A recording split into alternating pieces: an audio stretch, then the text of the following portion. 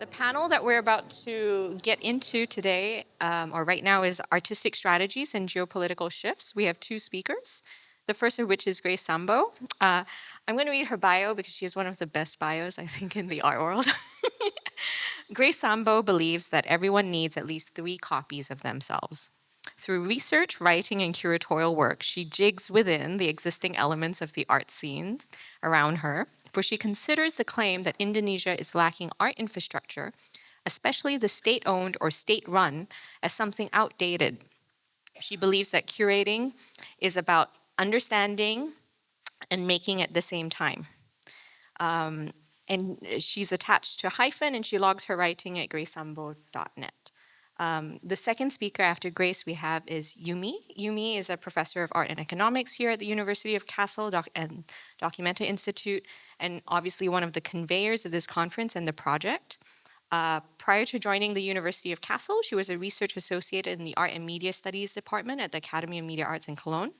Her academic interests are in new and historical materialism, performance philosophy, as well as the history, political theory, and philosophy of Eurasia. That being said, she is also the author of Art in a Multipolar World, which you can get outside in the museum bookshop. A book I highly, highly recommend. Okay, without further ado, let me hand over to Grace.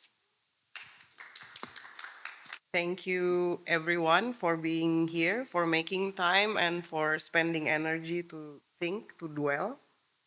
Because we just came back from a lunch break, I will try to entertain everyone by taking you all to my neighborhood.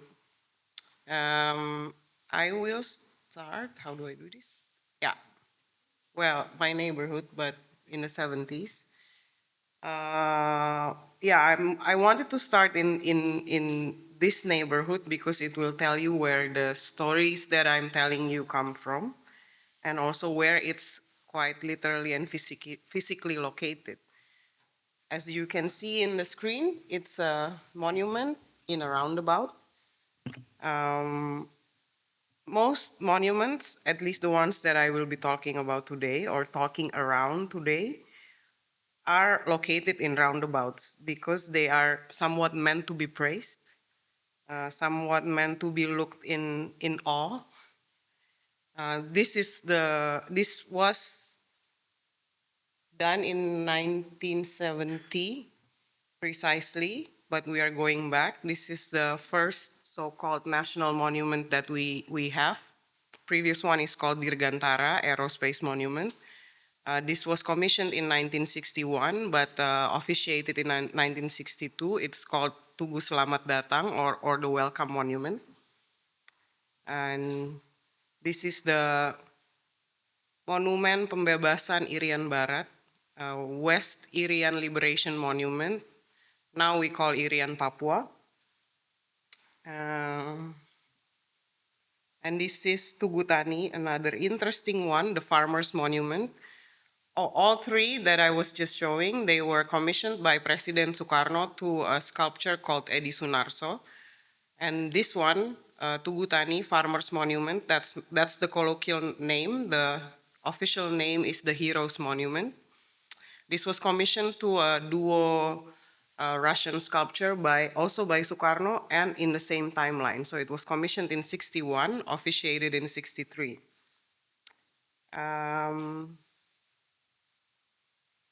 I wanted to show you all this because they are all quite literally located in roundabouts.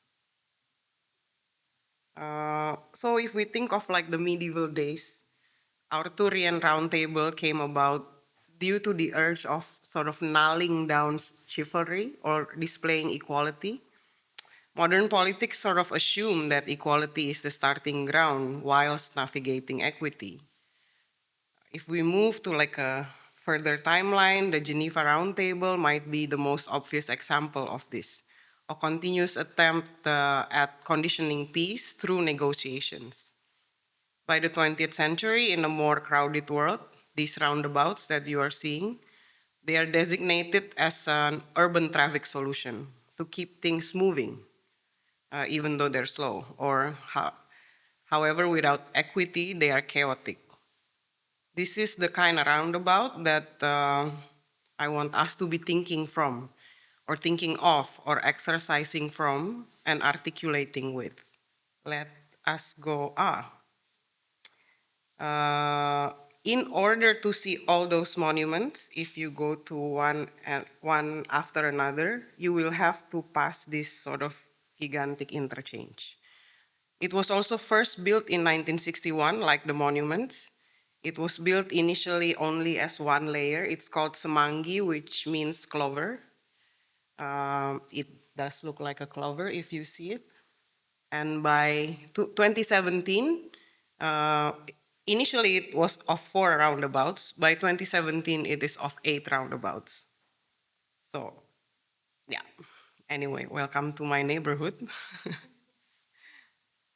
Okay, next I am going to thank Arlet for 2 things.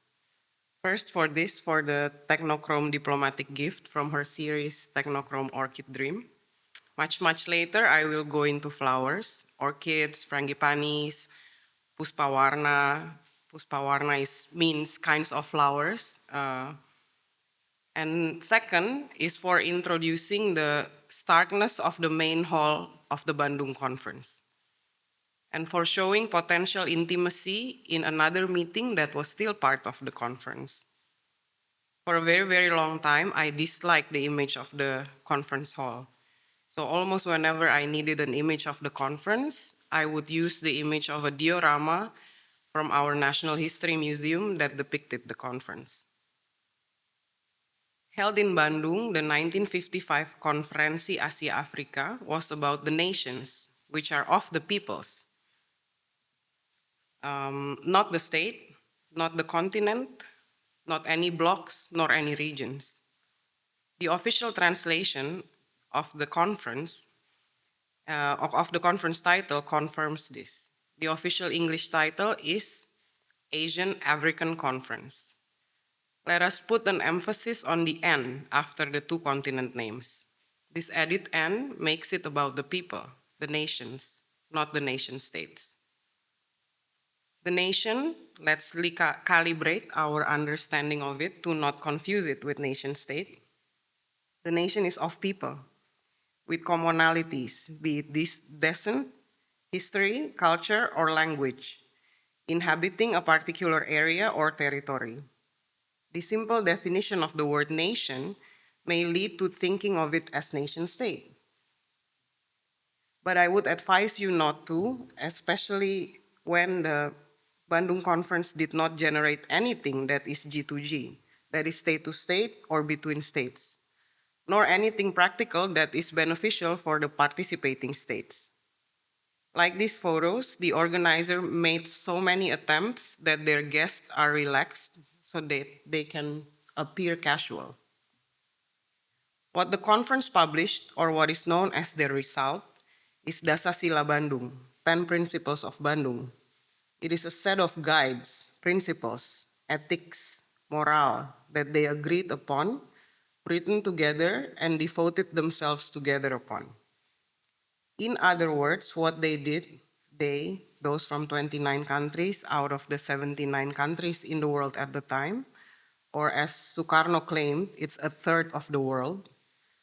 What they did was to generate a set of understandings, to allow themselves to be common with each other, to start their own history, a common one, rather than the ones that are written by the winners, by the predators.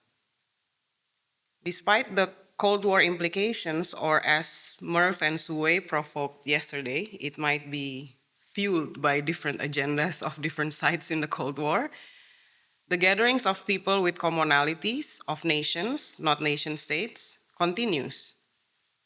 I also want to keep us in mind what Kathleen said as an open secret of the time. Most people knew where the money came from. They were pretty sure it wasn't going to change their values. Not only interviews from people of the time would have talked about this, but also sites of exhibitions, performances, poetry readings, and discussions. My next door example is the Jefferson Library in Jogja. It is now remembered as one of the places where alleged communists were tortured in 65 to 66. Until a couple weeks before the monumental coup in September 65, members of variety left-leaning artist groups and the Communist Party were still actively using the library. Before I veer too far, as we have been addressing since yesterday, the conference is often acknowledged as the Bandung Conference in its colloquial name. In that colloquial name, it is remembered, it's carried, and became a never-ending inspiration, if not a specter. To a certain extent, the conference is a deeply rooted myth, planted in a fertile ground. Without critical thought and conscious effort, even the thought of it might risk of it becoming mere nostalgia. Draped in language of revolution, internationalism, solidarity, all those grand blockbuster keywords that we all still strive to achieve anyway.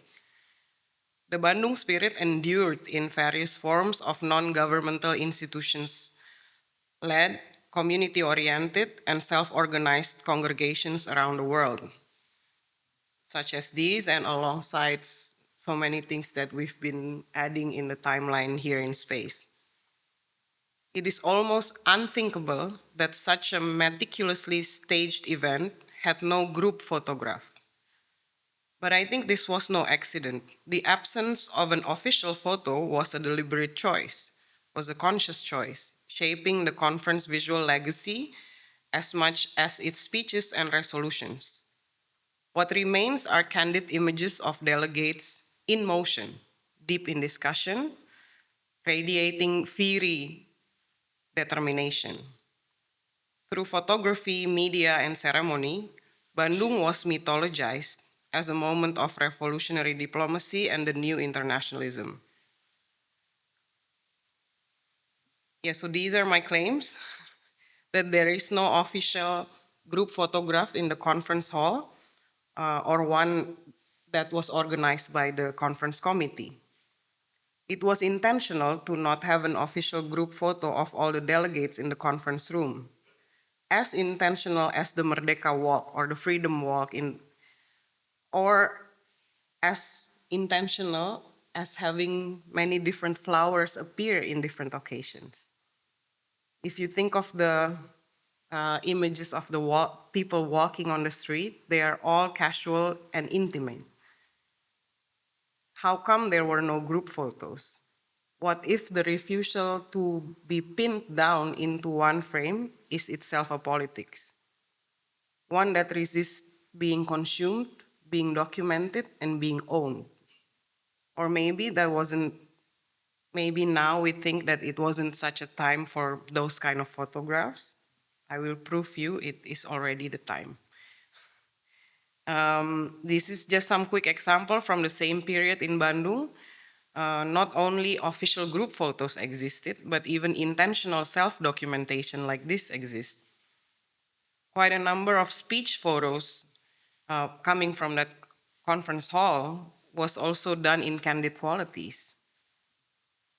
Yeah, like this. Nehru speaking, but taken from a rather low angle, showing you how many cameras are in space. Amid countless candid photographs capturing delegates in moments of camaraderie, floral arrangements appear time and time again. Not only in these welcoming or saying goodbye setups, but quite literally everywhere, quietly bearing witness to the spectacle. I've now grown to like that Stark conference hall a bit more. Look at this striking floral arrangement. It's placed on a plinth at the very heart of the conference hall, a centerpiece for what is now remembered as the beginning of international solidarity for freedom, anti-colonialism, anti-imperialism, and the recognition of an alternative world power. It has different names. Sometimes it's referred to as third world, south-south, non-aligned, etc. This particular arrangement lingers, like the pillar, crowned with an elaborate floral display, standing on a plinth that mimics the hall's architecture. I don't know if you can really see it, but it really is trying to copy this pillar. Someone, or perhaps an entire department, must have carefully planned and placed these flowers. But who were they, and why, and for what purpose? As these questions haunt us, history keeps moving, unavoidably taking us along. This floral arrangement, central in this image and in the room itself, appearing only in one photograph from the second day of the conference. But why only the second day? Was it newly placed on that day? What for? What can this act or fact be read as? The Economist, in the day that this flower was on, writes, nevertheless, the conference must not be like a flower show. It ought to create, not merely demonstrate. The Bandung conference was a conscious and elaborate myth-making gesture. There was a whole session in which I, with Rachel Surijata, my colleague in Hyphen, and curator scholar Arham Rahman, spoke extensively about this organization of myth-making. My presentation today, it's titled A Roundabout, Blooming Mementos Towards Monuments. It's the same title that we are using as our showcase in Jim Thompson Art Center in Bangkok, part of a larger exhibition in the center, also at Bangkok Art and Culture Center, curated by Gritia Gawi Wong with Rinradana Chiang Mai and Chanapol Janom. The show is titled The Shattered Worlds, Micro-Narratives from the Ho Chi Minh Trail to the Great Step. The show tried to re-examine the remnants and aftermaths of Cold War and traces how artists have engaged with micro-narratives that embody the complexity of each locality in relation to its historical context. It also highlights how these issues continue to resonate in our contemporary reality, reflecting the Cold War themes, including psychological warfare, cultural diplomacy, nuclear arms, and space race. Our showcase departed from the claims I have presented you just now and allowed our nose to be guided by the flowers.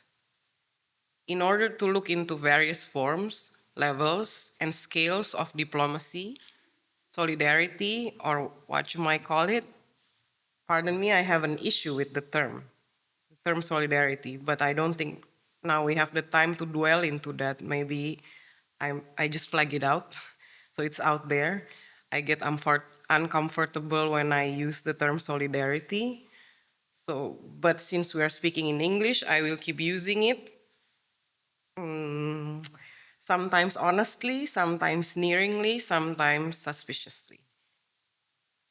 We attempted at replicating the floral arrangement from day 2 in the conference hall. After a lot of debate, asking around, scaling the size of the flowers, checking the type of the flowers that would have been accessible in Bandung at the time because they must have been fresh, we concluded that it must have been moon orchid. Yeah, sure, orchids are typical flowers in soft diplomacy arena, but in the case of this hall, we think moon orchids were chosen also because of their large sizes. Yeah, you can see they're considerably large. It is not easy to identify from here, but it's huge. From this monumental orchid, I would like to hop to this.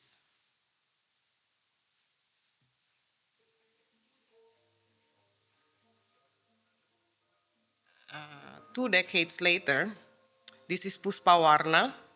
Puspa is one of the few words in Javanese language which translates to flowers. So Puspa Warna translates to kind of flowers. And this ketawang, the short gamelan piece, is actually played to signal the arrival of a prince. The lyric talks about the various types of flowers that symbolizes various atmospheres, feelings, and nuances. In 1977, NASA launched the Voyager 1 and Voyager 2 spacecrafts, each carrying gold-plated copper disc known as the Voyager Golden Record. It's somewhere in our timeline.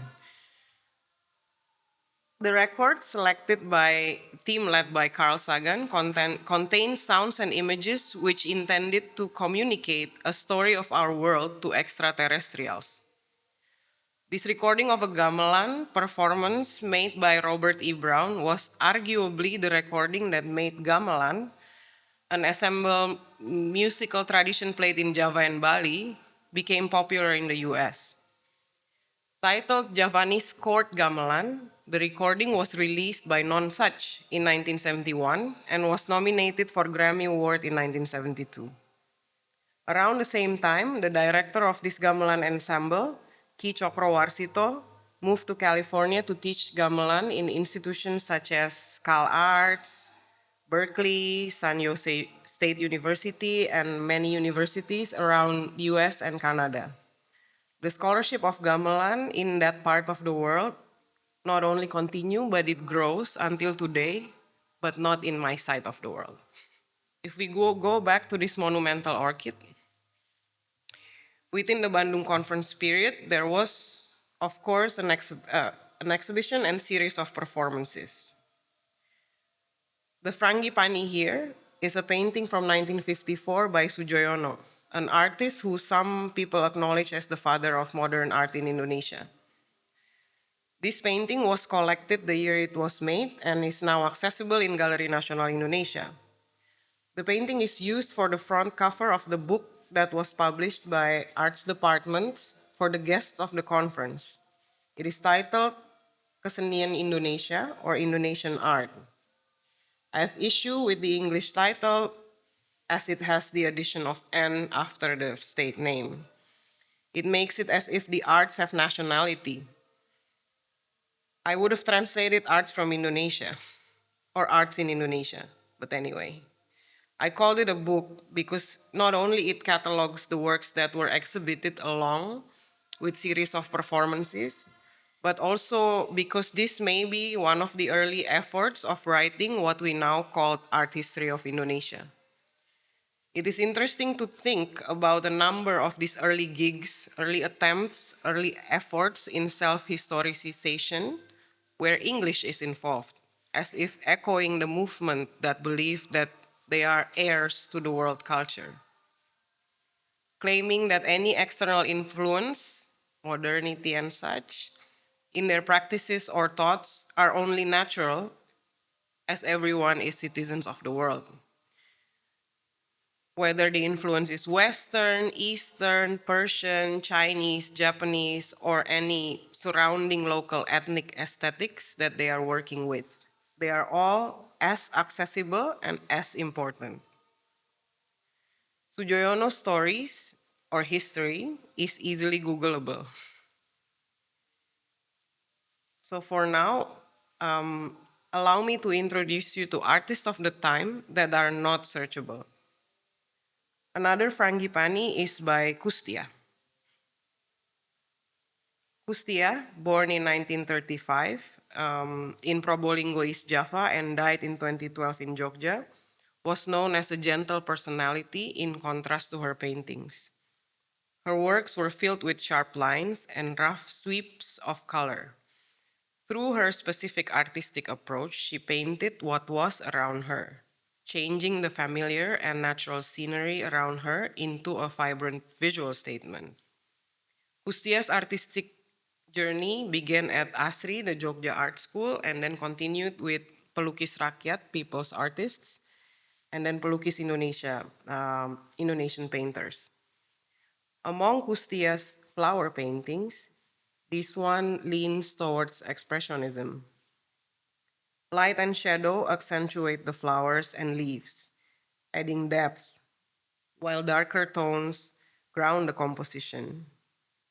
Thick impasto brushstrokes create a sculptural effect, especially in the flowers and the stems. Frangipanis bloom in white, yellow, and red, blending all three to suggest that despite diversity, unity can still be achieved. Like many of her peers, Kustia favored earthy colors, as seen in the dominance of deep greens and warm browns. Curiously, she incorporated vibrant reds, a color she would continue to use until late 70s, before shifting to calligraphic paintings for about a decade. Red carries ancient significance. It was used in the Stone Age to ward off spirits in burial practices. In Kustia's earthy palette, the use of vibrant red invites reflection.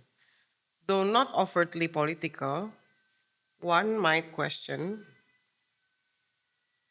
whether this red held deeper meaning, especially this was painted in 1966, the second year of Indonesia's alleged communist genocide. Could her red be a subtle expression of fear or a response to the disappearance of her friends, many associated with socialist or communist ideologies? Is this an expression of grave fear? This is a good moment to break a bit. From yesterday's conversation, we could sense that there was something in mid-60s that sort of boosts the Cold War repercussions into further positions, wherever they are in the map. One of the costs to that would be the US-backed genocide of alleged communists in 65 to 66 in Indonesia. They were accused of communism, socialism, leftist, or just any hint of affiliation with those three would have been enough reason for everyone to be killed. The government of Indonesia was involved, or at least their army was, and they haven't set the record straight until now. This is an important time marker, a landmark, because people's livelihood changed almost in a matter of a hand flip. One way to see how this impacted other sides of the planet is this campaign. In various places in South America, Jakarta is coming became a terror. By late 60s until late 70s, Jakarta had become a code name for US-backed mass murder of alleged communists, another open secret. Let's go back to the 50s, while Sujoyono's white frangipani painting from the mid-50s was used on the cover of this book. Kustia's red frangipani from a decade later remains largely unknown. Kustia was not part of the conference exhibition, but her peer, Siti Ruliati, was. Her works are the ones in the frame, the small frame on the walls. By 1960s, both Kustia and Siti Ruliati became peers. They held various group exhibitions together. Since Ruliati's life and practice is not yet written in our art history, even though Galeri Nasional Indonesia collects her work quite extensively, spanning from drawings to paintings from 50s to 90s, I feel I need to at least introduce you to her. Ruliati had been painting since her time at the Jogja Art School from 1950. She was the first, she's one of the three women in the first batch of the Jogja Art School. This painting is probably is in the presidential collection. It was bought by Sukarno in 1966. Probably the only women artist in Sukarno collection. While still a student in 55, one of her paintings titled Melihat Orang Kerja, Watching at People Work, was featured in the exhibition that was held alongside the Bandung conference. The school, the Jogja Art School, introduced her to practice of sketching outdoors, which became a foundation to her lifelong art making. From 50s until the 70s, her subject matter revolved around everyday lives and scenery in the old city of Jogja. She began painting flowers in late 1970s, a period that marked significant shift in her choice of subject matter as she moved from Jogja to the capital Jakarta. Ruliati's flower embroideries, that one, on various types of used, it's done on various types of used canvases. These are prototypes that we were showing. They are prototypes, these things.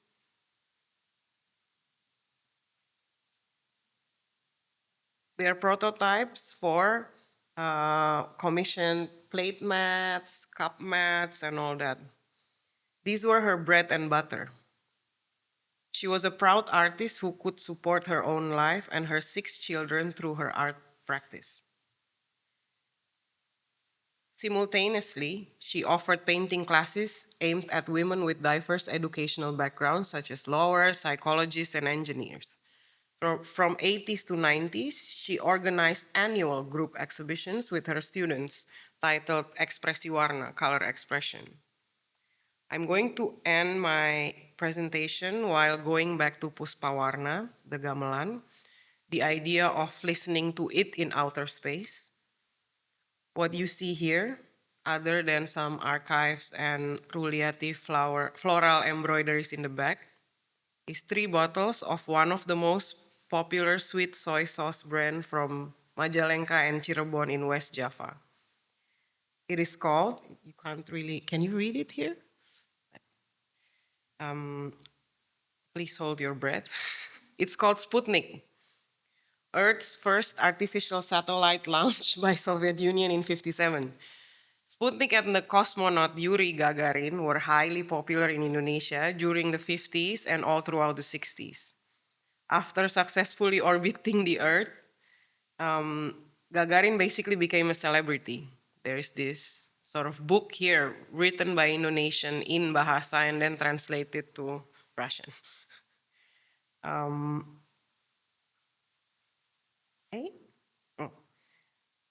During Sukarno's visit to Soviet in June 61, Sukarno awarded Gagarin Bintang Mahaputra Adiprana, a second-class honor. So he is our national hero somehow. Gagarin was also given a villa in Bogor, near the presidential palace. Not that he ever showed up. Gagarin was celebrated as a hero, and Indonesia felt a sense of pride in him. What you see next to the sweet soy sauce bottles is a miniature of Gagarin Monument. The strange and warm, long diplomatic relations throughout the history between Indonesia and Soviet Union, later Russia, seem to continue being commemorated.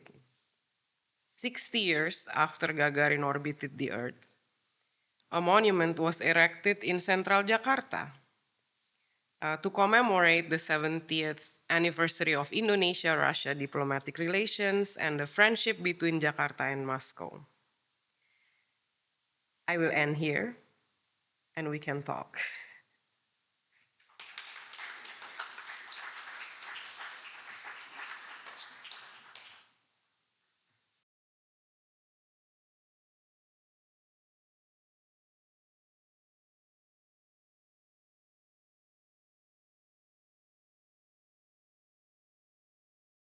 Hi, everyone.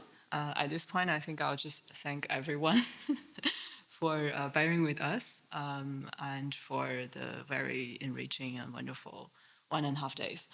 As you see, I am the last presenter to not present any one case study, but to try to come up with some methodological proposals that even approaches the question that we set out asking, which is how can we compare cultural productions during the Cold War transnationally and from a nonpartisan position.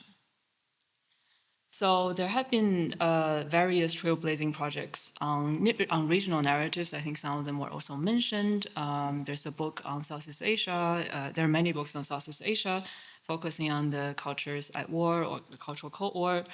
And others have, such as the research by Patrick Major and Rana Mita, I think that came up in Kat's presentation, which tries to identify common research questions on both sides of the Cold War, right? Such as how they both literalized otherness and both contended for the true mantle of Enlightenment scientific rationality.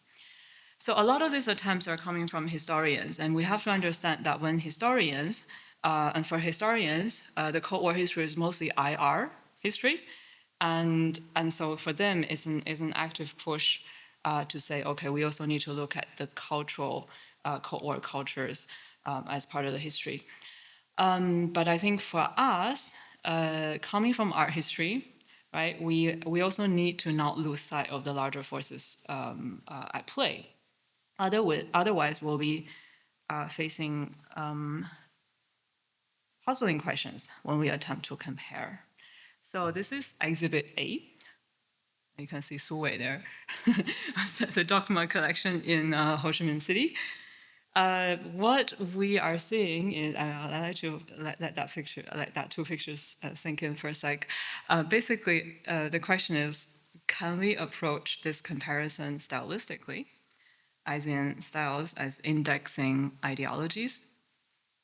Then the difficulty immediately arises, right? Because you see, actually, these are the same painters, and these are the same thing, just the flip side of it, right? So the front side is socialist propaganda posters or propaganda art, and the flip side of it is actually the artist's own drawings while studying, which follows a rather quote-unquote bourgeois style of European art history. Elsewhere, we have such cases as this one. So you didn't mention him this time, I think, but it came up in one of your earlier presentations. Chinese artist Luo Gongliu, who championed all of these different styles, right? Now, Exhibit B, should we approach this comparison thematically? Given that most of Asia at the mid-century was largely agrarian, is the depiction of the peasant from the socialist bloc. So on the right-hand side is an artist from North Vietnam, and from the free world, as from the South Vietnam on the left side. So are the peasants one and the same peasant?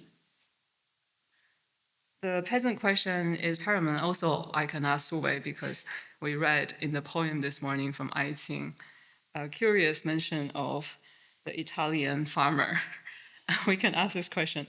So in various parts of Asia, peasants were composed of different classes and social formations. For example, I'm taking the case from Indonesia. There were capitalist farmers or landlord capitalists who employed other farmer workers, and then the petty commodity producers who mostly employed their own family labor to till the land. And then the landlord capitalists often took on the role of village officials.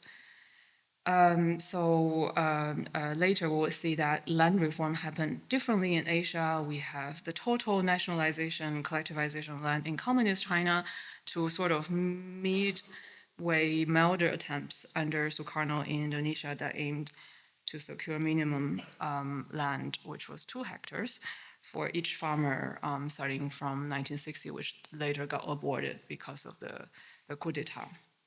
So all of this has profound implications for peasant politics, because who should the peasants rebel against, and who should they align with? Foreign colonizers, foreign capitalists, their domestic comprados, collaborators, indigenous industrial bourgeoisie, feudal kings, local officials, or local landowners. Without, and similar question can be asked about the Italian farmers, of course. Without addressing the social formations of peasants and politics, can artists do more than serving a certain ideological need or voicing only something that is at the level of humanitarian concern? Exhibit C doesn't have a slide. The next question is basically how literally can we take the statements from artists and about artists? For example, there's an ongoing socialist realist debate which claims that realism in the style of American New Deal era, which, looked almost the same, is not realism, or rather it should be called naturalism, because it's not socialism because it lacks the social economic transformation of the socialist project.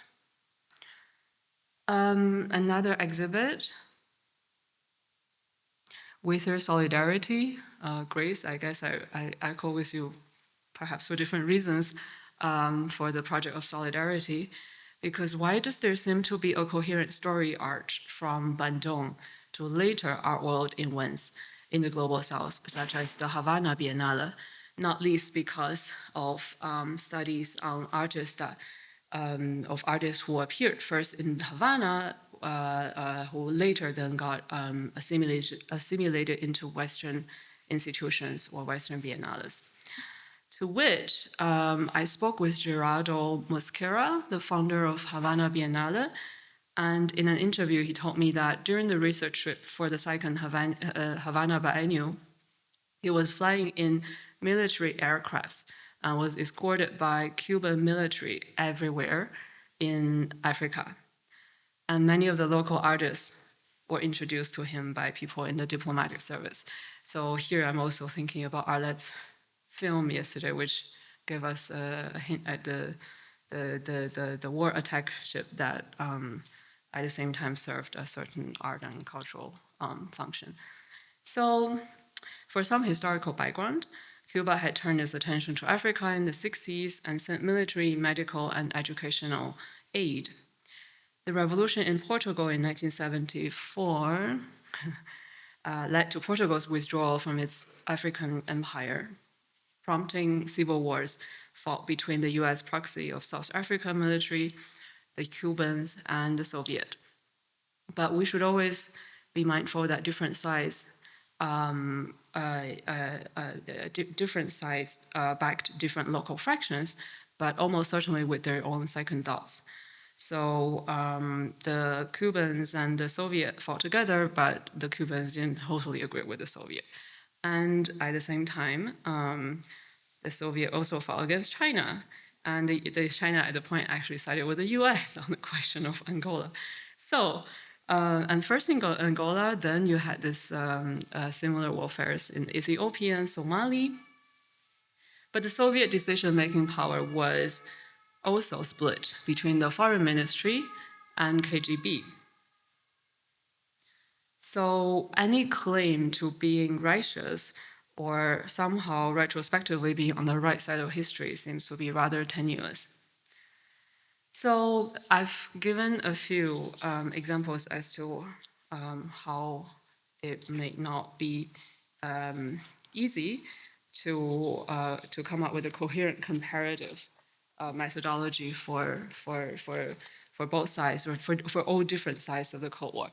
But here is my attempt anyway, to chart some of the parameters that make for a constructive comparative study.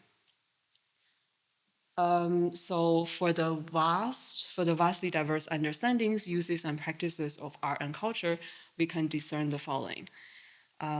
First, the approach to art and culture can be idealistic or instrumental.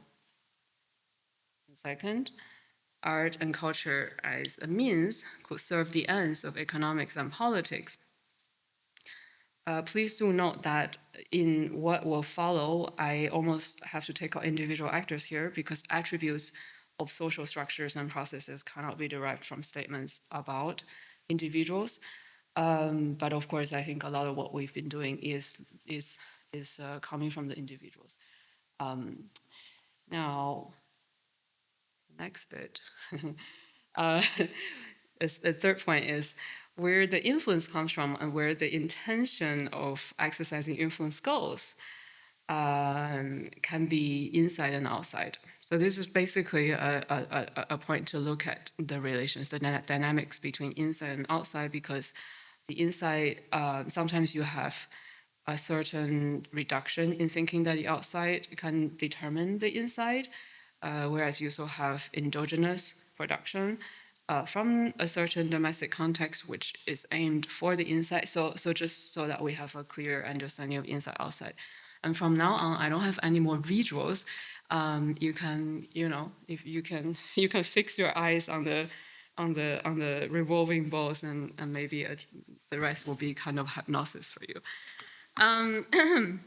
So examples. I'll explain the interaction of these parameters by way of examples. For an instrumental approach that takes politics as an end, we can easily look at the free world and see all this recent research on politics of art during the Cold War from the free world as quite pertinent examples.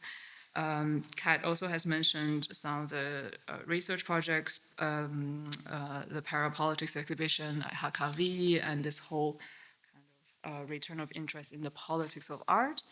And in our own group of researchers, I think Koichiro's research on the 50s especially, and Soyoung's research, which I think actually you didn't quite speak about it this time. The Korean abstraction show that toured in the West, I think, is more a case of this that speaks to this category. In all these instances, the inside reacting to the outside forms a positive feedback loop, which is to say, and here you can really see how I'm colored by cybernetics here, which is to say the product of one reaction produces more of that reaction. So it becomes a reinforcing mechanism, but it also means that a system will move into a certain direction. A certain discursive move is to say that all of this is ideology, but if we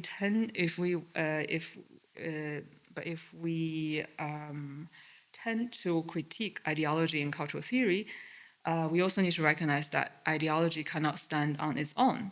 Hence, we need to assess the politics behind art and cultural production against the historical background.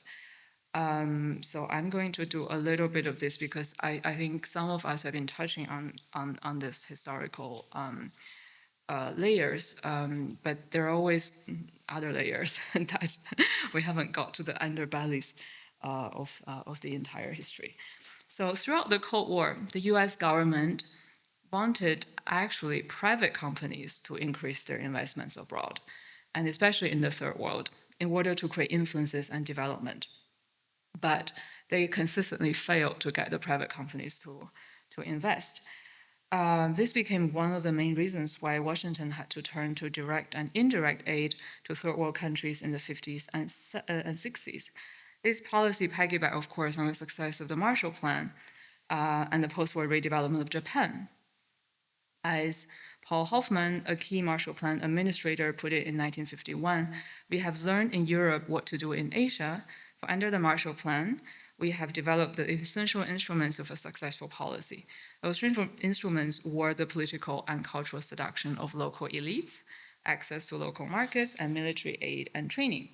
Together, these measures were aimed at creating states that would both be successful in their own development and be part of the American containment policies against the Soviet Union and its allies. I can go on and on into this because the whole literature of development, post-war development, figures very prominently in this. Walter Rostov and crew who influenced the Kennedy government, the Johnson government, and also Kissinger.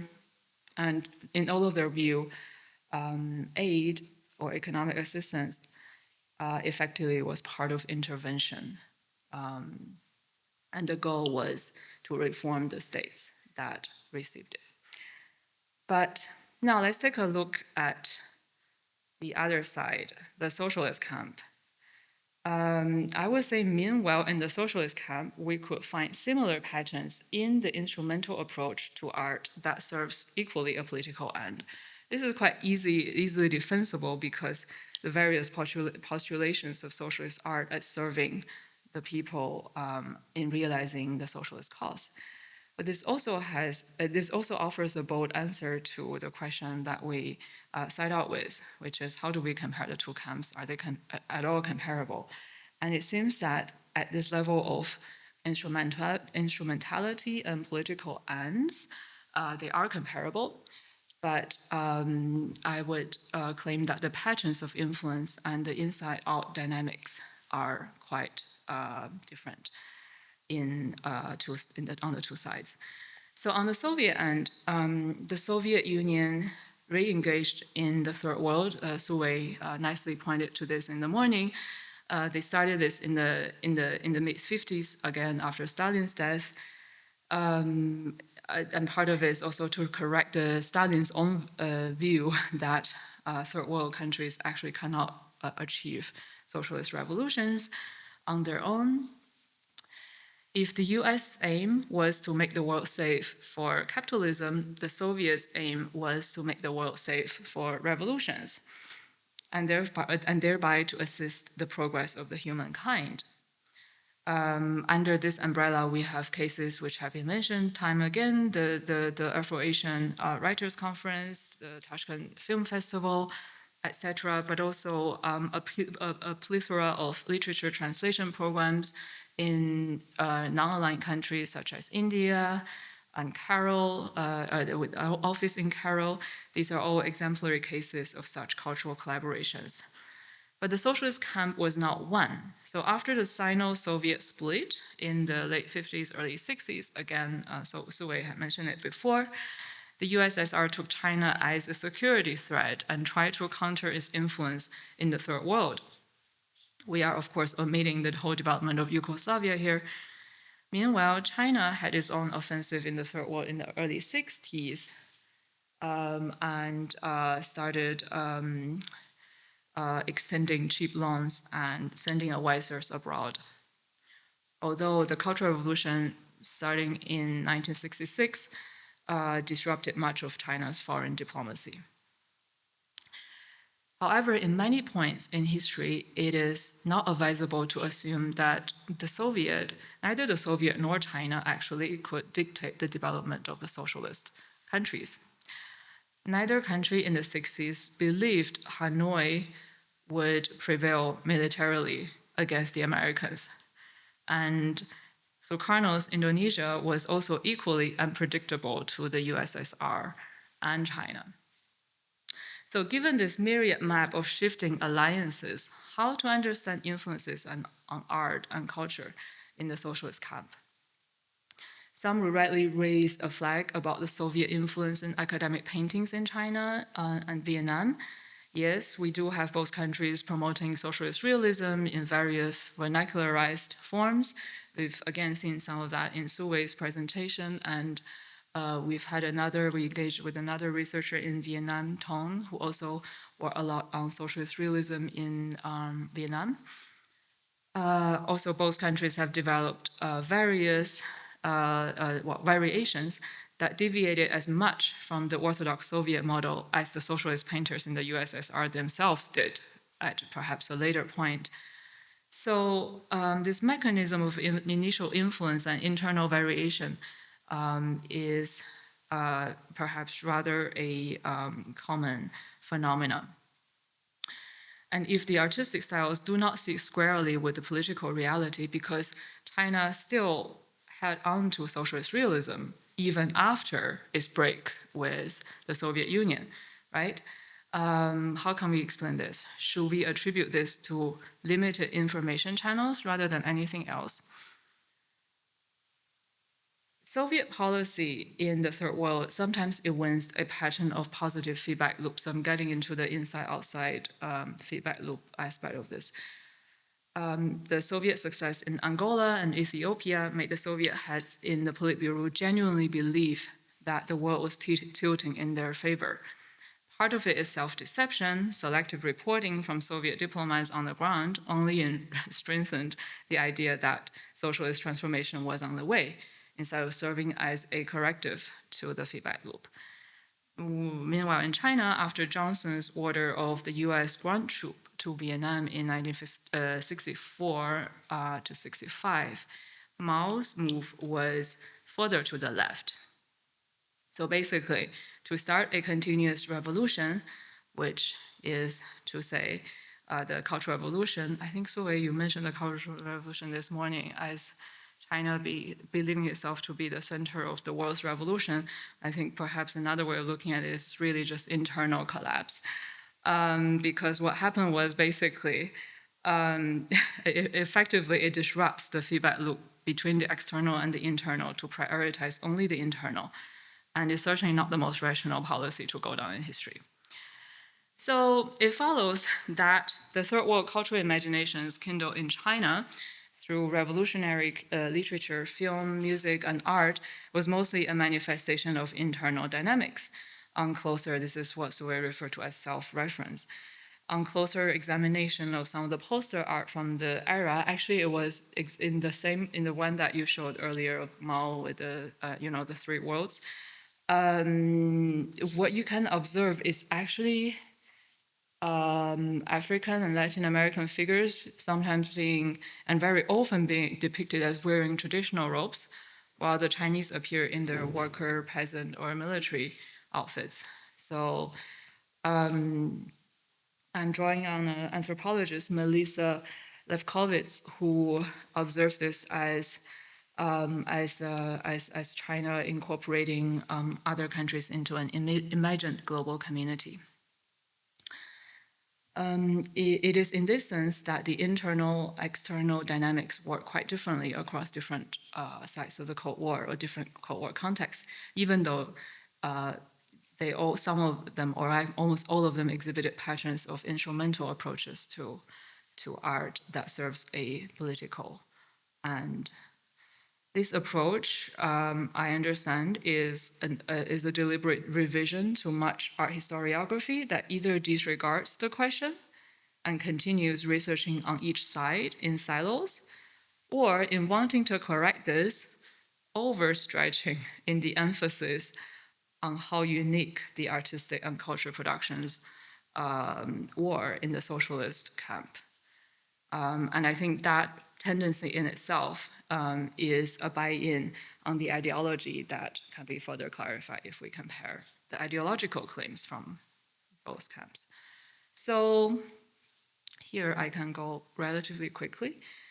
We are more likely to locate an idealistic approach with political ends in artists rather than in institutions. And we have this in some of the case studies from the group such as Kat's research on Takdir. But I think I want to skip through a lot of this just to get to the gist of it, which is sometimes you have this opposing claims on art and on what art should do in the interest of building a certain art institution in a society, be it a socialist one or a liberal one, the liberal democratic one. But if you look at it very closely at some of the ideologues, it's really hard to say whether they're not talking about the same thing, right? So here we have the Soviet. This is much earlier, right? The early kind of Stalin era socialist realist ideologue, Luna Husky, who had this idea of art standing higher than this reality and reflecting on this reality. And then we have John Dewey, just as well, from the liberal camp, also quite an early moment in believing in art as building strong democratic communities. Yeah, so are they not talking about the same thing? And just to be rigorous, because I think one thing, I mean, I think there are many ways to critique a kind of broad picture perspective, because not everything will fit neatly into this scheme and into these ideal types. But when having such an ideal type, what it allows you to do is to ask, are there alternatives, or are there other phenomena that can be explained through other variables that have not dawned on me before, right? So in this sense, I'm asking, what are some of the instances of idealism in economics? It is hard to find it, except for in the negative. So basically, this idealism as combined with an economic end that happens in the negative, which is to say that it does a disservice to economics, but a negation that is so glaring that it has to be accounted for. And of course, this is found in cases of aid policy and in socialist countries. So some statistics, as a proportion of GDP, Moscow's economic assistance to communist China was more than twice the size of the Marshall Plan and lasted for 14 years, while the Marshall Plan only lasted for 4.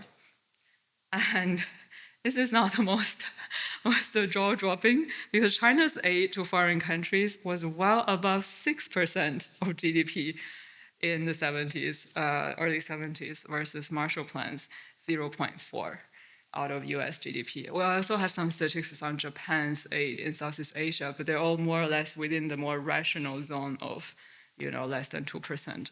So what do we make? How do we make of this this self-sacrifice or gift economy, if not by understanding them as probably a really febrile version of political idealism? And also to all the art exceptionalists, one can ask, can the idealism of art compete with this febrile idealism of economics and politics? And lastly, we have this variable, which is instrumentality and economics. And this is a less contested field, which you can find, so this instrumental approach within the economic and in art and culture can be found, for example, in the policies that emphasize the development of craft. And the influence is typically from the inside to from the outside to the inside. So one of our researchers, Brigitta Isabel from Georgia, has been part of the workshop series, but unfortunately cannot be here. Her project basically looks at the US technical assistance training programs that supported traditional craft in Indonesia for export, right? And export specifically to the Western market.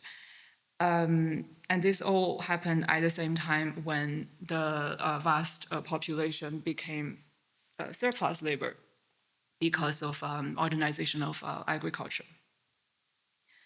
And she very nicely pointed to, at the same time, almost concurrently, there's a new art movement in Indonesia in the 70s that also emphasized craft as breaking away from high art. So it's almost as if artists becoming strange bedfellows to this economic instrumentality that was reigning. So this is a sort of, very conceptual and schematic presentation of how we can order some of the thinking on the larger social historical backgrounds of that really provide the backdrop to some of the research projects.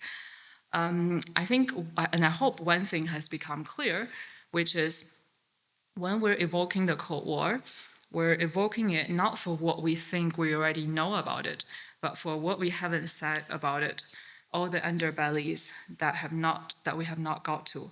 And all of this is in the interest of understanding where we are and how we got here. So I have some ruminations as to how we can understand our present predicaments, drawing on all of this history, because as I said earlier in the introduction yesterday, we're doing this symposium also together with the Goethe Institute with a very pronounced interest in thinking where is cultural policy going today. So zooming out, we can start to discern certain larger frameworks that determine the field we study.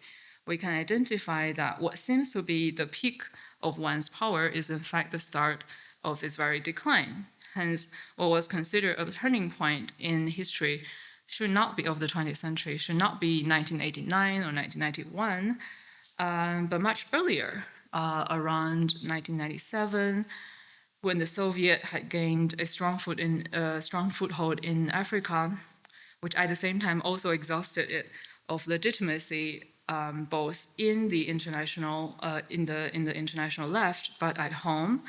And what followed was, of course, Afghanistan, and the rest is history. And similarly, we can posit that the height of US power at the moment of the triumph of the Cold War, say early 90s, also harbinger some of the root causes of its decline. This ascent can actually be traced to the U.S. Cold War history, U.S. Cold War tactics. Also around 1987, when Carter pivoted to human rights diplomacy. So basically, Carter said something like, "Because we are free, we can never be indifferent to the fate of freedom elsewhere. We can never be indifferent to the fate of freedom elsewhere," which means that it didn't need to resort to military or political intervention, but rather in this rhetorical intervention of the human rights. A long list of countries, just to remind everyone, went through democratization in this period after the US pivoted, which could be directly or indirectly contributed or attributed to the US support. Nicaragua, Argentina, Brazil, Chile, Salvador, South Korea, South Africa, Zimbabwe, just to mention a few. Human rights became a master frame of history, which was later termed third wave democratization by Huntington. But following this thinking that, when something reaches its height of power, some other forces must be undermining it. And after 30 years after the triumph of the liberal world order and the peak of US power, I think it's palpably felt right now that we are living in the closing and the long tail end of it.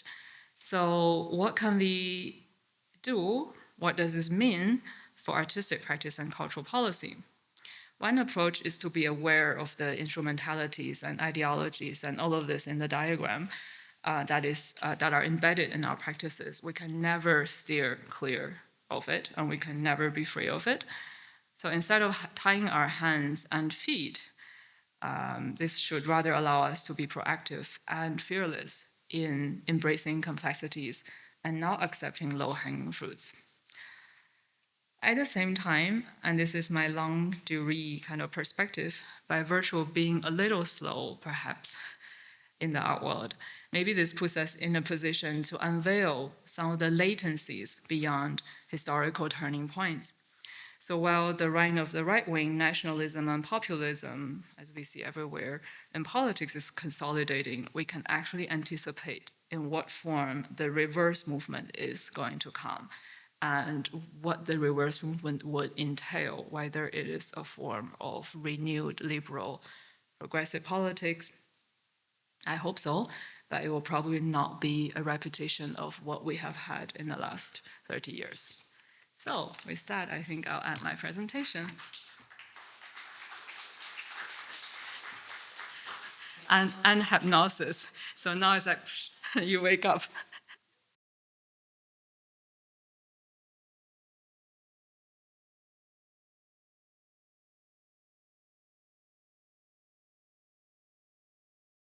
Yumi and Grace, thank you so much for your presentations. I actually think there's a lot to unpack there, and actually a lot of very urgent questions for us to think about, not just in relation to this conference and the broader project that you and Sue have put together over the last year, actually, and across the different locations and across. One of the things I guess we haven't even unpacked is the different layers at which politics and history function. And one of the great things about this project is that you have moved between different art scenes and different histories, between regionalisms and internationalisms, but also through local histories. And that's coming out actually in these presentations in very different ways. So it's nice that you actually reminded us of where the larger question of this project it has been, which is this question of where is cultural policy going, where is art going, in light of, in the first day you called it geopolitical turmoils, but actually as we have started to move through this day, these 2 days, and obviously everyone's aware of the news, what we're talking about is almost the end of an international order. Maybe it's too soon to say, but at the end of a certain type of international order that came out of World War II, that was built during the Cold War, and in the post-Cold War, we kind of reap the benefits of at a certain, especially within what maybe we can call the international art world.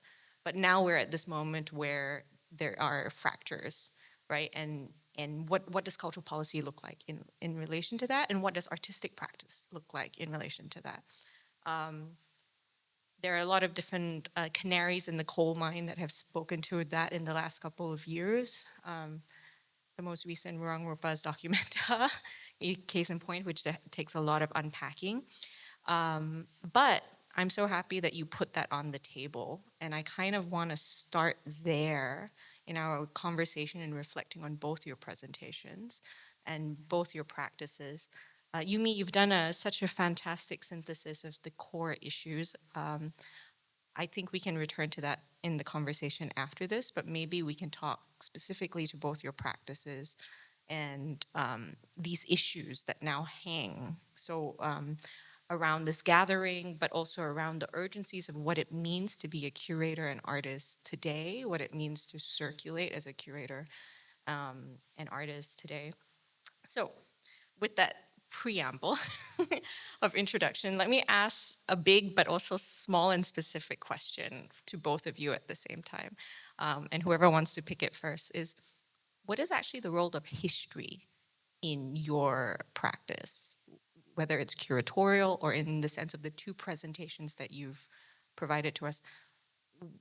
Why are we looking at the historical? Why is there a need to recover the historical from the space of art? You know, historians do it in different ways. They have their discourses. You opened that for us very well, Yumi, in terms of talking about the historical in relation to international relations. But what does history have to offer within the art space? Yumi, I know you spoke recently, so maybe Grace, you could kick us off. What is history? I think it's a question mark. It's something that we live with, and therefore it needs to constantly change. It can't remain the same. It can't remain the same. It can't remain the same. um, I get that, and I wonder whether in your practice you see yourself with, especially with installations in exhibitions, like the one that was just in Thailand, and what you so generously shared with the audience today, where we saw the installation specifically of paintings, your research into flowers and how that gets transformed into this intervention in an exhibition that's happening now in Bangkok. Maybe you can talk specifically about that material. Like, what does it mean for you as a curator to be doing that kind of research? And what are the urgencies that inform you when you're making these installations? This research trajectory, I think, is the only different one other than the different research trajectories that Hyphen has. This one didn't start from us. This one started from inherited problems. It started with running the Equator Symposium from 2011 to 2018, where the task was to make Equator Symposium is a program of Jogja Biennial Foundation. At the time, the task was, when they started the Equator search, Equator claim or search in 2011, what the biennial does is do shows. It works with artists, and then it exhibits, and then it publish catalog, and that's it. The symposium's task was to maintain relationships and build new relationships with the places that the biennial has gone to or is about to go to. So it sort of started with that. That's why I thought of it as something external. It was a work being offered. At the time, there was only me and Ratna, but the head of the symposium was actually Anin Supriyanto. So it's inherited in that sense. It's a search that began from there. And then it becomes kind of like a guiding platform for different ways of approaching artworks and people that we're interested in. And it also becomes a way to answer questions like why this person is shown here and there, but not somewhere else. So I think that's where history is at. Um, so we find datas, they're not even history, they're just informations. Because they're, if you find some sort of catalog, they're not history, they're just data. And also you need to question them whether it's um, sometimes same artwork are titled differently in different catalogs. So which one do you cite? So I think that's the position of history, and I don't think we treat it as um, what's the word, as precious. I think we treat it as part of practice, as part of life that we can constantly contribute to it. That's really a great way of phrasing it. I mean, if I can just offer a quick response before pivoting to Yumi. Um, the interesting thing about it is that you call it data, and it is true. All of this is all data till historical facts are data till it's formed into a narrative and then posited as a kind of history. And then the question becomes, is it history with a capital H or a small h? And that often, as you rightly put, it depends on who is speaking and who is presenting and how that's constellated often in relation to power, whether it be national and so forth.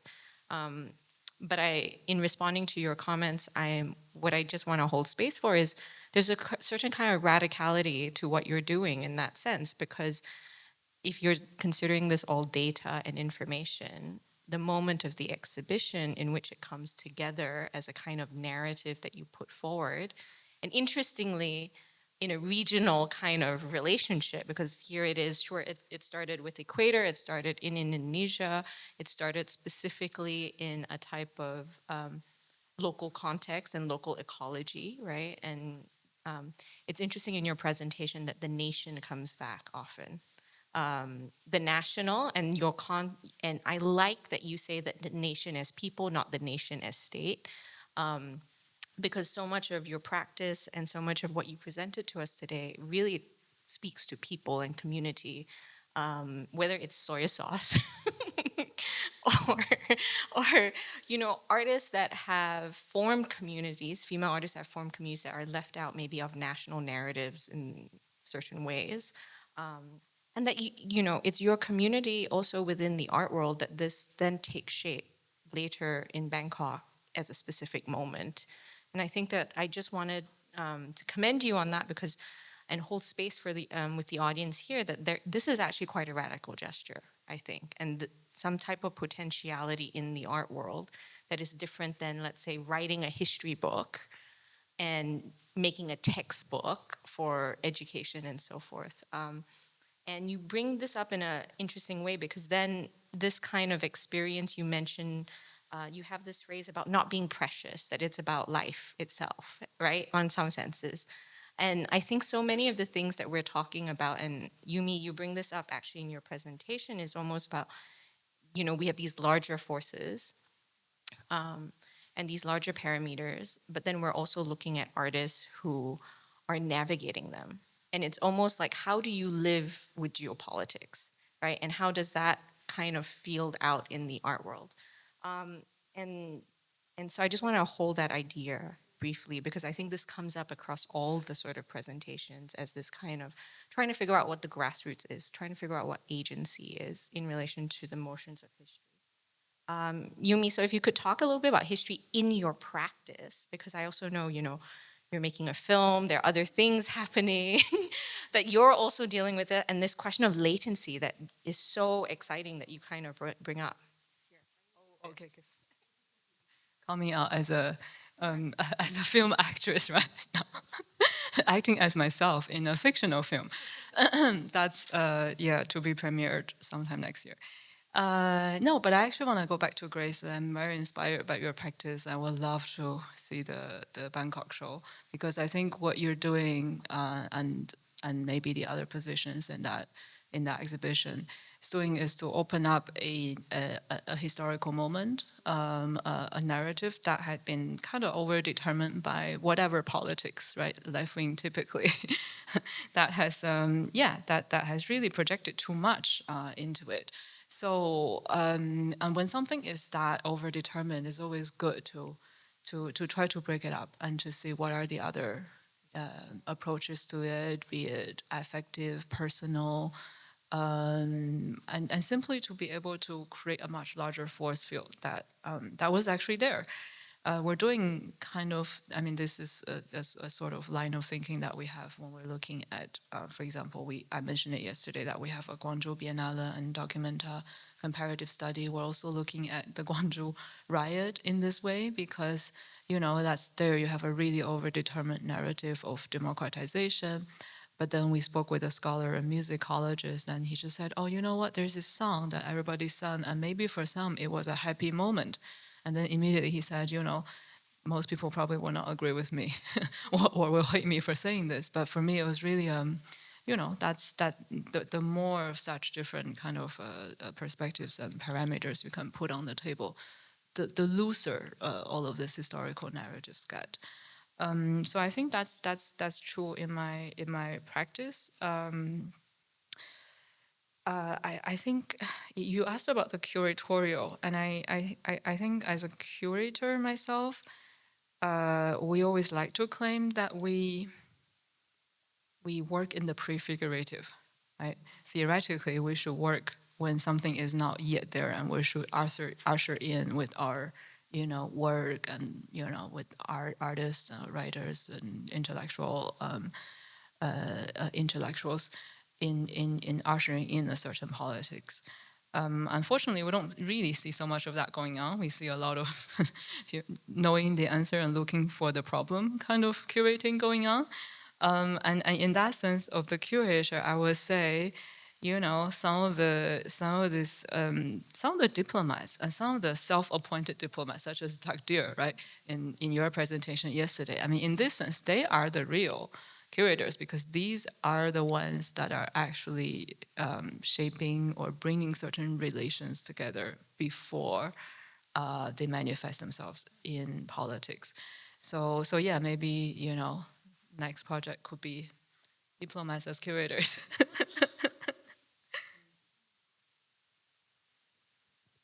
I think that's actually a really interesting idea also because it kind of talks to like an existential crisis. I think that people have been talking about in contemporary art, full stop, for a long time. Meaning, like after the Nation Project, right, where we write national histories, and there's a shared political project around self-determination. Like after the Cold War, kind of what happens? Like, what is the political project for art after that? Because it's not tied towards an assertion of self-determination. It's not an assertion of a type of world order. We've turned to the language of financialization, or, certain. And some people have talked about this. I think Suhail Malik and other theorists have talked about that. Oh, well, then art has kind of like lost its way since then. Like there hasn't been a consolidation. And I think you mean in talking about the curatorial as anticipating world politics or systems or imaginations to come, you're actually kind of reinstating maybe a kind of politics that we haven't like actively spoken to in the art world. And I think that's kind of important to hold space for, because how do you do that when we all work within different scenes with different politics? It's almost like you need a vision of how it all fits together. And I think this goes back to, the importance of this project that you guys have, that you, Sue, Goethe, and Documenta have kind of put together. And even this other work with Guangzhou is this kind of understanding of how this all fits, right? So with that wordy preamble in that sense, I want to also ask the both of you in this way, when we think about where art is going and what your projects do, how do you actually view the relationship between the international, the regional, and the ecological, or the networks that you work in? So maybe Yumi, if you don't mind, I'll start with Grace first. So Grace, Indonesia comes up a lot, right? But Indonesia itself as an idea, there's, you've posited here as nation, as people. There are also regional centers, right? There's Bandung, there's Jogja. Then we had a whole discussion separately on Bali and who gets left out and so forth. But you're also a curator who has worked, who works internationally. And this might seem a quite contrite question because we always seem to get these questions, but it would be nice to hear you articulate how you see your work in Indonesia versus your work outside Indonesia and how they are related. Do you have a strategy to this? Is this just life? But also what are the parameters of ethics that, and parameters of work, ethos that carry you through navigating these different scales? I think they are case by case. Uh, Last year I tried some personal anecdote. Last year I tried to collect all my writings from the moment I decide I'm quite an adult to now. There are about 40 essays that are not directly exhibition related, and I initially I wanted to publish it, but now I sort of stopped because about almost 70% of it or 60 something percent of it are in English. So Oh. it sort of, kind of puts me down because the whole idea of publishing it is to publish it in my neighborhood. It's not that people don't read English, but I also question myself. Oh, why, why are they in English? They're not even good English because my English is my English. So I have that too in like a day-to-day kind of setting. I have that question too. But it becomes not so difficult to navigate, I think, because there is almost nothing that I do on my own. So decisions were always made together with those who felt the necessity to do something. It could be just 3 persons, but it could be like a larger group of people that don't necessarily sit together every day. So in that sort of community, you can call it, or in that sort of society, it makes it easier to navigate and I guess less anxious, less worried that this will, whatever we do will never be enough. But we need to do something now. If apparently something is wrong, I mean, you can always publish an errata, or it's not like you stop doing things in exhibitions, no? I think we also find consolation in thinking of exhibitions as pause instead of it being the direction to, the goal. If you are doing a research, then it will be an exhibition. I think some of us have stopped thinking of it as that. So, um, yeah, because research is never over, no? The question is never over. So that's just a space in which things can be articulated. It is also very temporary. And there you actually get more materials because people come with questions, people come with more, with comments, with critique, and with more materials. So yeah, I think it's, that's how I've been navigating it. And I guess because at the end of the day, even your projects, when we talk about research, and even though you speak from research on Indonesian art history, and even in the case of the Bangkok show, you had these fantastic Basuki Abdullahs that were made in Thailand. It's actually a regional. So it sounds to me like, this question of, how do we work between the local, your neighborhood, right, and the regional and the international, it comes down to a question of allyship, if you don't mind me using this word, so maybe better than solidarity. Because it's community, friends, as you say, people who bring questions in, who expand the discourse, right? So I don't want to put words in your mouth, but I'm just wondering if that's a framework to think about it.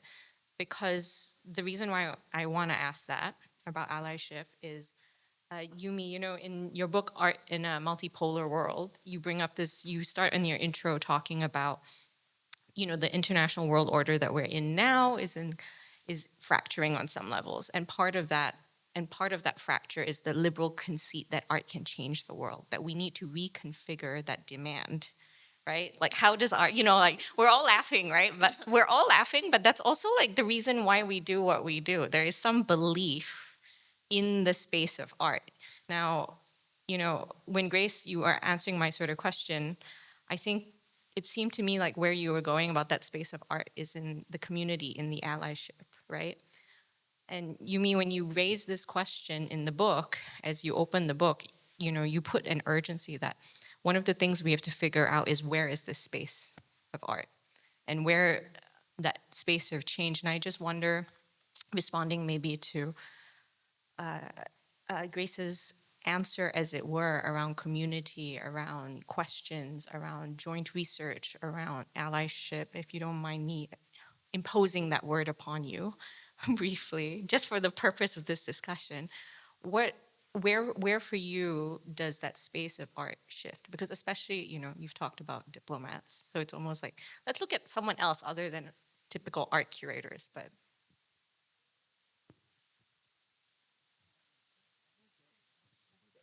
Yeah. Oh, no. Wait, okay. I do envy your neighborhood. I don't think I can default to such a neighborhood. Whether where I come from or where I live or where I've worked. So it's I don't sit very nicely in all of those. Having said that, I mean, I think I have no categorical denial nor appraisal for, say, localism, right? Because we're also experiencing it in day-to-day politics, and we're experiencing it already in the arts as well, that the collapse of it's not yet collapse, the decay of the liberal order is basically leading to a lot of retreat into the local, and in many different ways. Some can be good, for sure, but a lot of times it's very parochial, narrow-minded, identity-based, or whatever other aspects based community. So I cannot categorically say whether I want to go there. So you might still see me as the defender of the liberal order, and I think so. Part of the issue and really a task for everyone is that we need to concede a little bit. Everyone has to do some conceding to what we have done wrong and what we have maybe underestimated or have taken for granted, right? So a lot of things are good in the liberal order that are worth preserving, and by that I mean my book really goes into that, and there's a deep dive into what are the liberal practices that are actually undermined by liberal ideology today, such as basic civility and tolerance and all this. So in a way, the art world for me is a product of the last 30 years of basically the honeymoon of globalization and the thriving of the liberal order, where we are kind of led to think that we can change the world, but actually we are 100% dependent on all the structures and conditions. And now is just the moment to concede to that fact and say, that doesn't completely paralyze, right, us from doing anything, but just that we need to be super clear about means and ends, and also knowing how to use means to achieve certain ends. Already there, we're no longer in the zone of, say, good politics a la Gandhi, who actually believed that in politics means and ends should align. And that really sets him apart from all the other politicians, right? So he's definitely the outlying politician in saying that. So and the other persons that we study, for example, in my efflux issue, that it was actually the first post-Trump issue that came out last December. We had a really good text from Danilo Schultz on Alexander Kojève, this philosopher turned diplomat. just to show that it's possible to be both and to be completely clear with the ends and the means necessary to achieve that, and to be not second rate in neither, but really to be a diplomat and philosopher worthy of the name. I have one more question that I'll hold for later. And I would like to open the floor to questions at this point. I think we have we have burning questions. Oh yeah, okay. Hey, thank you so much, all of you. Also, thank you for the discussion. Now, during the discussion, I took even more notes, so I try to condense it. It's mostly for, questions for me, unfortunately, but I think it's also maybe gonna go beyond that. As you maybe imagine, I really enjoyed this kind of, I mean, I think all of us enjoyed this kind of diagram. And I mean, you were explaining the kind of quadrants, right? But I want to kind of focus on the oscillation, right? On the movement between them, right? Because for me, what it suggests is that we don't stay too long in one of these quadrants, right? We move on. And so I have to be the the annoying dialectics guy who says, okay, because when I see it, I totally, I think it's such a good tool for thinking, but I feel like, okay, are idealism and instrumentality, are they really opposed, right? Can, like,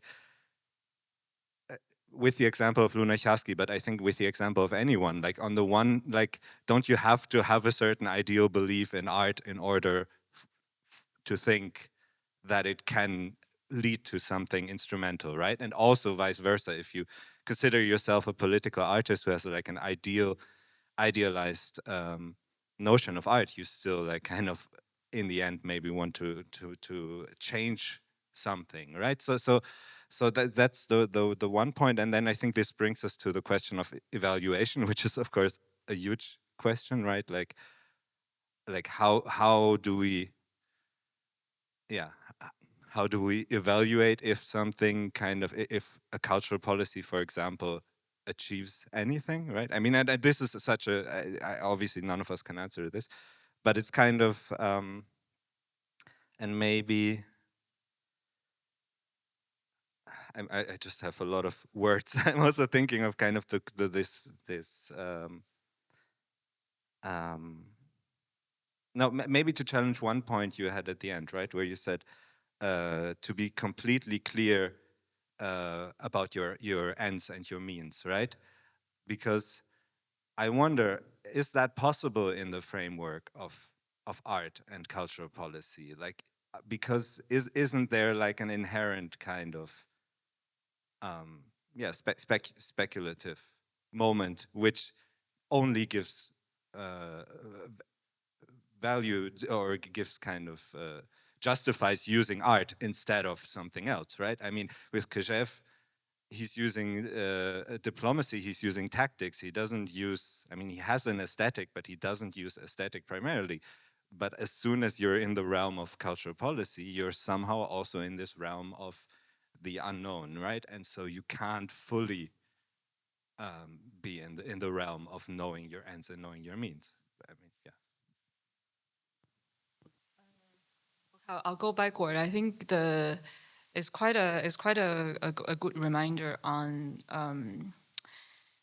the fact that maybe we need to factor in a sort of latency, or a sort of, right, a sort of shelf life, or afterlife, a social life, or all those other lives of an art work or cultural policy, or again moving between different skills, because you will not be able to see it immediately. And that would definitely add a dimension to our research. But I think in order to achieve that, what I think is an idealistic a version of doing art policy, cultural policy, you need to be not looking at the present. You need to be not commenting on the immediate issues, because then whatever you do will only chime with the, this very narrow latitude of of thinking that we have today, right? So whether that is possible and whether we have been kind of reduced to only commenting on the present and living in this immediacy, I think that's another question that we all need to reflect on. But very good point.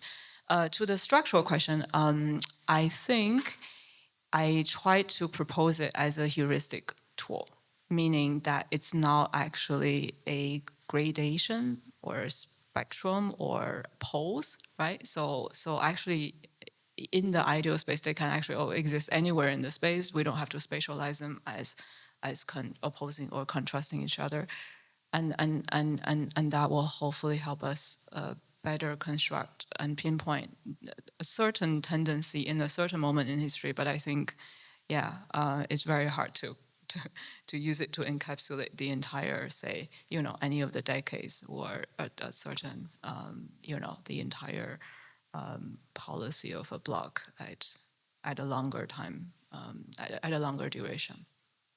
Thanks. I just wanted to say that question was great because it does raise the question of, can aesthetics be a strategy, actually?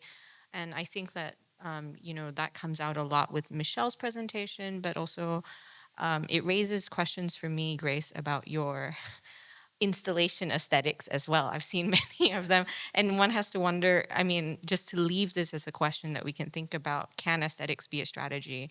And do those strategies change over time, especially the narrating of those strategies, which I think comes out a lot with Michelle's. But that being said, can we go to the next question? Thank you. Hello. Thank you very much for your extremely rich presentation, both of you, each in its own way. Yeah, but especially, and thank you, Grace Sambo, for this example with Gagarin Monument in Jakarta. I made a little research during about this, and the story behind it is even more exciting because they actually, the author of the monument is another cosmonaut and artist, cosmonaut/artist, Leonov, Alexei Leonov, and they made not only this, they made the same monument and presented it to the more than 40 countries already for the last 10 years. And they presented, behind this, there is a foundation called Dialogue of Cultures, United World, and also the another foundation, Russian World, and they kind of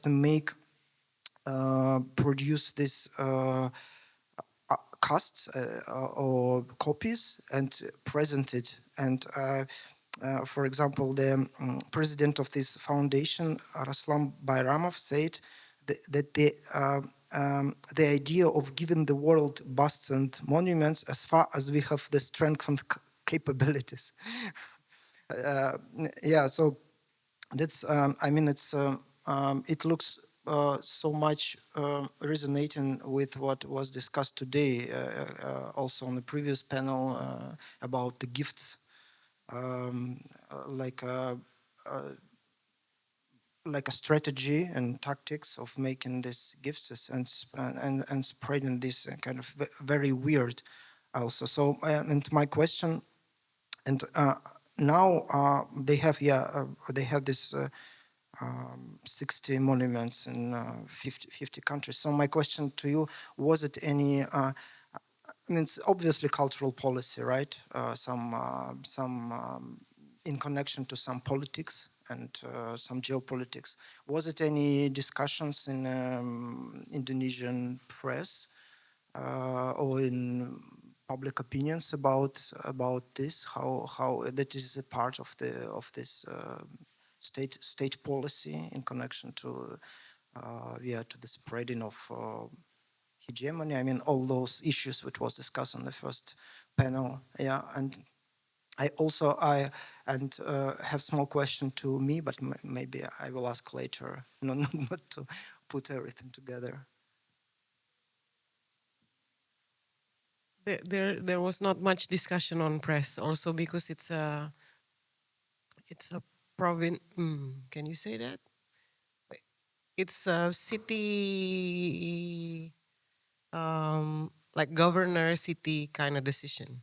So it's not a national thing where like a larger constellation of people are involved. It was the governor's move, and that governor um, was trying to look for different kind of attention because he wanted to be in the next election, which was the next year after that monument was on. So news were pretty much copy paste of press release. I checked, and no one bothered to connect it to what happened in the 60s, except for sweet words relating like nostalgia on Sukarno's greatness, Gagarin being one of our national hero and all that. It only went there. It never went anywhere cooler than that. Thanks, Grace. Do you want to ask your second question to Yumi? Did you want to? Oh, if not, we have a. I know. No. They say. All right, we have time for. Wait, we have time for. There are two questions I see, but did you want to ask your question before we? I think we can take. Can we take 5 more minutes or 10 more minutes? Oh yeah, sorry. Yeah. Okay. All right. Yeah. So if you want to ask your quick question, and then there are two last questions, and that's it. Okay. Go ahead. Yeah. Please go ahead with. Thank you so much for the insightful and illuminating presentations, which I've found a lot of resonance with my own research. I'm just curious, and this question is directed to either or both speakers. We've spoken a lot, really, about cultural policy, what cultural policy can do in supporting or in support of the arts. But I also wonder about the converse, right? In my own research, I look closely at Singapore's Waterloo Street Arts Belt and the policy that enabled these arts infrastructures, both hard and soft, to emerge and present itself on the belt. But the bigger question and thought that I have is what then can art do in response to, or maybe even be in dialogue with, or speak out against the very cultural policy that it more or less operates within or seeks to erupt out of? Yeah, thank you. I'll be the nasty one, maybe. I think sometimes you're just doing sometimes you're just doing bureaucracy. And whether you can characterize as cultural policy is a question. I think sometimes, most of the time, we're just operating within the system and probably translating, ideas into, or not even ideas, just basically, keeping things from from keeping things going forward and not falling apart. So I actually, in connection to the previous comment on, the sort of more anticipatory or more speculative function of art or cultural policy, we might, if you translate that into real everyday kind of items of action, it might actually look like something against what everyone is doing now, right? And maybe only in that moment you can say this is actually, something for the future. But then you might not be able to survive as a bureaucrat in the system. So how do you navigate that is, of course, a big question. And I'm hoping that some of the Goethe Institute directors are taking away something from this. I think I can't. I mean, there is a currently boiling example that we could talk about, but it would take us forever. So maybe we go into policymakers in the 90s in Indonesia, but in a national scale. One easy, or maybe it's easier because it's in the past. Example that I can introduce you. Her name is Edi Sediawati. She was Directorate General for Culture when the Education and Cultural Ministry were still in bed together. She is a dancer. She's a rectorate in the University of Indonesia. She's also a choreographer, and she is one of the three experts on Majapahit on Earth. And she does that all at the same time. This is one person. when she went into that position in 93 and she stepped out in 99, she did everything quite silently, that now we can see in however Galeri Nasional Indonesia is performing. So what she did was something bureaucratic. She basically made proposal for it to be called Galeri Nasional Indonesia. She made pillars in like what Galeri Nasional Indonesia should achieve or could achieve.